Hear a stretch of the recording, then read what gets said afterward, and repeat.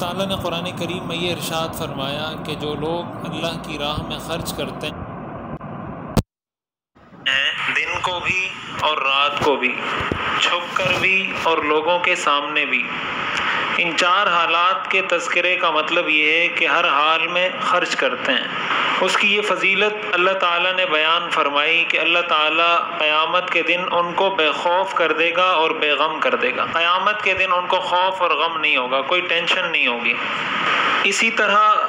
خرچ کرنے کے، صدقہ کرنے کے جو قرآن اور حدیث میں فضائل ہیں وہ بہت زیادہ ہیں۔ میں آج اس کا ایک پہلو اس پہ بات کرنا چاہتا ہوں۔ عموماً ہم ایک لفظ سنتے ہیں صدقہ جاریہ، کہ یہ صدقہ جاریہ ہے، صدقہ جاریہ۔ صدقہ جاریہ کہتے کس کو ہیں اور کس طریقے سے انسان صدقہ جاریہ اپنے لیے چھوڑ کر جا سکتا ہے؟ حدیث شریف میں آتا ہے، صحیح بخاری اور صحیح مسلم کی حدیث ہے، حضور علیہ الصلاۃ والسلام سے صحابہ نے پوچھا ای الصدقۃ اعظم اجرا، سب سے زیادہ فضیلت والا صدقہ کون سا ہے؟ یعنی وہ کون سا صدقہ ہے جس کے بارے میں ہم یہ کہیں کہ اس صدقے کا ثواب سب سے زیادہ ہے؟ بخاری اور مسلم کی یہ روایت ہے، آپ نے فرمایا ان تصدق وانت صحیح شحیح تخشى الفقر وتأمل الغنى۔ آپ نے فرمایا سب سے زیادہ ثواب انسان کو اس صدقے کا ملتا ہے جو صدقہ انسان اس وقت کرے انت صحیح کہ جب تم صحت مند ہو، شحیح اور تمہارے دل میں بخل ہو، یعنی بالکل صحت مند ہیں،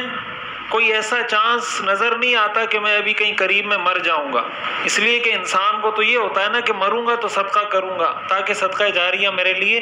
بن جائے، اور وہ کسی کو پتہ ہے نہیں کہ کب کس نے مرنا ہے کس نے نہیں مرنا۔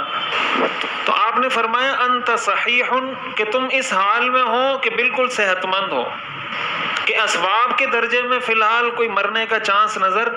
نہیں آ رہا۔ شحیح آپ نے فرمایا ایسی حالت میں ہو کہ دل نہیں کر رہا دینے کا، اس لیے کہ صحت مند جب آدمی ہوتا ہے، جوان ہوتا ہے، تندرست ہوتا ہے، اس میں قوت ہوتی ہے، تو وہ اس کے بڑے منصوبے ہوتے ہیں، بڑے اس کے ذہن میں ایک پلانز ہوتے ہیں کہ میں نے یہ کرنا ہے، یہ کرنا ہے، بچوں کے لیے یہ بنانا ہے، اتنا کمانا ہے، یہ بینک میں جمع کرنا ہے، یہ کاروبار میں لگانا ہے، ایک کاروبار کر لیا اب دوسرا شروع کرنا ہے، تیسرا کرنا ہے، اس کے ذہن میں بہت سے منصوبے چل رہے ہوتے ہیں۔ ایسے موقع پر صدقہ نکالنے میں انسان کو مشکل ہوتی ہے، تکلیف ہوتی ہے، انسان کا دل نہیں مانتا، وہ اس کو بخل پر مجبور کرتا ہے۔ تو آپ نے فرمایا سب سے زیادہ جو ثواب ملتا ہے وہ اس صدقے کا ملتا ہے کہ ایک تو صحت کی حالت میں ہو، نمبر دو ایسی حالت میں ہو کہ دل بالکل بھی نہیں کر رہا، دل کہہ رہا ہے کہ نہیں ابھی سنبھال کے رکھو، بعد میں صدقہ کرتے رہنا۔ اور پھر آگے آپ نے فرمایا تخشى الفقر وتأمل الغنى، ایسی حالت ہو کہ تمہیں فقر کا خوف ہو، تمہیں یہ خوف ہو کہ میں اللہ کی راہ میں خرچ کروں گا تو یہ پیسہ میرا کہیں ختم ہو جائے گا، یعنی یہ بھی دل کہہ رہا ہو کہ یار اتنا پیسہ نہیں لگاؤ، یہاں بھی لگا رہے ہو وہاں بھی لگا رہے ہو، یا مسجد میں یا مدرسے میں یا غریبوں پر یا یتیموں پر یا کسی اور اچھے کام میں لگا رہے ہو، اتنا پیسہ مت لگاؤ۔ تخشى الفقر، تمہیں فقر کا ڈر ہو، وَتَأْمَلُ الْغِنَى، اور تمہیں اس بات کی بھی امید ہو کہ اگر خرچ نہیں کروں گا تو مالدار ہو جاؤں گا۔ حضور علیہ الصلاۃ والسلام نے ایک ایک چیز کو بڑے واضح انداز میں بیان کیا ہے، کوئی چیز چھوڑی نہیں ہے۔ یہ انسان کی فطرت ہے، انسان جب صحت مند ہوتا ہے، جب تندرست ہوتا ہے، جب اس کے جسم میں جان ہوتی ہے، طاقت ہوتی ہے، تو اس کے دل میں مال کی محبت ہوتی ہے اور اس کا دل نہیں کرتا خرچ کرنے کو، اس لیے کہ اس کے ذہن میں جو منصوبے ہیں وہ پورے نہیں ہوتے۔ اس کے ذہن میں یہ ہوتا ہے کہ اگر یہ 10,000 میں نے یہاں لگا دیے تو میرے اس کاروبار میں مسئلہ آ جائے گا، اور اگر یہ 10,000 ابھی بچا لیے تو میرے کاروبار میں مجھے 5-10 ہزار کا فائدہ ہو جائے گا۔ حضور نے فرمایا جب انسان کی یہ کیفیت ہو، انت صحیح شحیح تخشى الفقر وتأمل الغنى، صحت مند ہو، دل بخل پر مجبور کر رہا ہو، فقر کا ڈر ہو خرچ کرنے کی صورت میں، اور مالداری کی امید ہو نہ خرچ کرنے کی صورت میں، آپ نے فرمایا ایسے موقع پر جب انسان اللہ کی راہ میں خرچ کرتا ہے، اس صدقے کا ثواب سب سے زیادہ ہے۔ اس سے بڑھ کر کسی صدقے کا ثواب نہیں ہے۔ اور پھر آگے آپ نے یہ بھی فرمایا وَلَا تُمْهِلْ، صدقے کے کام کو ڈیلے مت کرو، اس کو مہلت مت دو کہ کل کروں گا، پرسوں کروں گا، 40 سال کا ہو جاؤں گا تو کر لوں گا، 50 سال کا ہو جاؤں گا تو کر لوں گا، کاروبار چل جائے، انکم آنے لگ جائے پھر صدقہ کروں گا، ابھی بیچ کاروبار سے صدقہ کروں گا تو کاروبار کا کیا بنے گا؟ آپ نے فرمایا لا تمہل،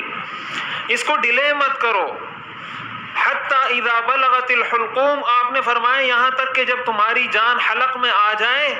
قلت لفلان کذا ولفلان کذا، پھر کہنے لگو کہ فلاں کو میری طرف سے اتنے لاکھ دے دینا، فلاں کو اتنے لاکھ دے دینا، مسجد میں اتنے لاکھ لگا دینا، مدرسے میں اتنے لاکھ لگا دینا، فلاں کو اتنے دے دینا۔ آپ نے فرمایا حتی اذا بلغت الحلقوم،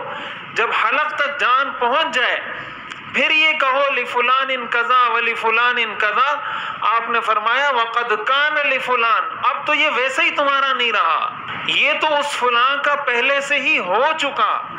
اب جب تم یہ کہہ رہے ہو لفلان کذا ولفلان کذا، آپ نے فرمایا وقد کان لفلان، یہ تو اس فلاں کا ہو چکا۔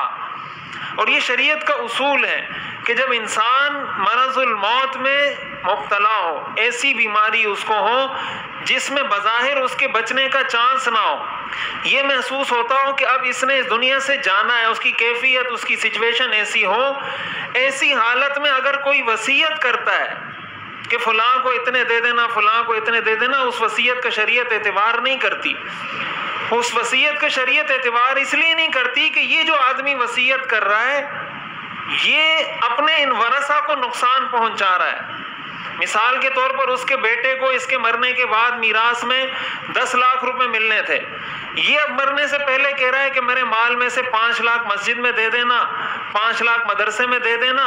اس کا مطلب یہ ہوا کہ اب جب اس کا انتقال ہوگا تو اس کے بیٹے کو میراث میں 10 لاکھ روپے نہیں ملیں گے بلکہ 8 لاکھ ملیں گے یا 7 لاکھ ملیں گے۔ حضور نے فرمایا اب یہ مال تمہارا نہیں رہا، یہ شریعت کا مسئلہ ہے، فقہی مسئلہ ہے۔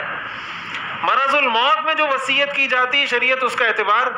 نہیں کرتی، اس لیے کہ اس سے وہ نقصان پہنچا رہا ہوتا ہے اپنے ورثہ کو۔ جب اپنے ورثہ کو نقصان پہنچا رہا ہے اس کا مطلب یہ مال اب اس کا نہیں ہے، یہ مال کسی اور کا ہو چکا ہے۔ جب کسی اور کا ہو چکا ہے اب صدقہ کرنے کا کیا مطلب؟ آپ نے فرمایا ایسے صدقے مت کرو بلکہ ایسا صدقہ کرو، اس وقت اللہ کی راہ میں خرچ کرو جب دل نہ کر رہا ہو، جب تندرستی ہو، جب کوئی بیماری نہ ہو، ایسی حالت میں اللہ کی راہ میں خرچ کرو۔